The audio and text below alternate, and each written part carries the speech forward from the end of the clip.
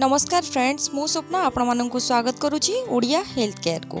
आज मु आपण माननकु कहिबी आपण घरे बसी कोविड-19 बा कोरोना वायरस रो टेस्ट किपरि करि परिबे।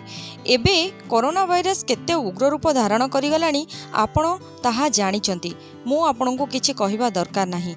आपण माने जानिचंती, सेति पई आपणको कोरोना वायरस हेछि कि नाही जानिबा निहाती दरकार। घर घर जाई आपणको टेस्ट नेबाकू संभव हेई पारुनी, तथापि सरकार चेष्टा चलैचंती। सेमाने घर को आसी टेस्ट करबा पूर्वरु आमे निजे घरे टेस्ट कर देबा भलो। आपण माने जानिचंती, आम सरकार कोरोना वायरस को रोकिबा को बहुत प्रकार पदक्षेप नेउचंती। सेतरु गोटे हेउची आरोग्य सेतु ऐप। यही ऐप विषय मु आपण को डिटेल्स देवा पूर्व आपण मानकु अनुरोध करे कि आपण माने मो चैनल को जदि सब्सक्राइब करि नाहंदी ताहले सब्सक्राइब करि दियंतु। एहा संपूर्ण फ्री। साइड रे थिबा बेल बटन को भी दबाई देबे। चलंतु जानिबा एही आरोग्य सेतु ऐप कोन आउ आमर यह किभली सहायता करि परिबो। फ्रेंड्स, आपण माने वीडियो को जेते पारिबे शेयर कर देबे, कारण आपण माने जानिचंती गोटे शेयर कहार जीवन बंचै दे परिबो। फ्रेंड्स, भल कथा एटा कि यही Aarogya Setu app Android phone आउ आईफोन रे दुईटा जगह चली परिबो। यही ऐप 11टा भाषा रे उपलब्ध अछि। सिंपल कथा, यह हेउची कोरोना वायरस रो ट्रैकिंग एप्लिकेशन। एथिरे आपण मनक पई बहुत जरूरी इन्फॉर्मेशन भी अछि। यही ऐप व्यवहार करिया पई बहुत सरल, आपण सब जानि परिबे। एथिरे सब किछि लेखा अछि कि यह आपण को किपरि रक्षा कर परिबो। आपण कोनोसी एमती व्यक्ति संस्पर्श रे आसीचंती कि जहा को कोरोना वायरस हेछि, प्रथमे आपण को फोन नंबर देबा को पड़े। तापरे से जहा डिटेल्स मागिबो ताहा आपण को फिल करिबा को पड़िबो।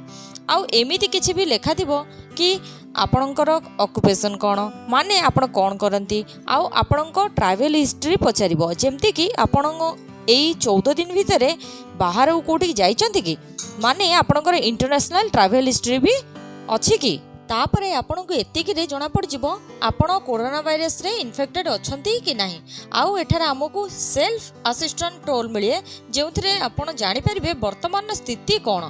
तापरे एठी जीपीएस और ब्लूटूथ को भी काम रे लगे दिया जायछि। एहा जानिया पई कि आपण माने कोनसी कोरोना वायरस इन्फेक्टेड लोकक पाखे रही कि आसी नाहंती। तो आउ गोटे भलो जिंस यार हेउची, एहा सब समय रे अलर्ट करिया पई नोटिफिकेशन देउथाय। एठी हेल्पलाइन नंबर भी दिया जाइछि।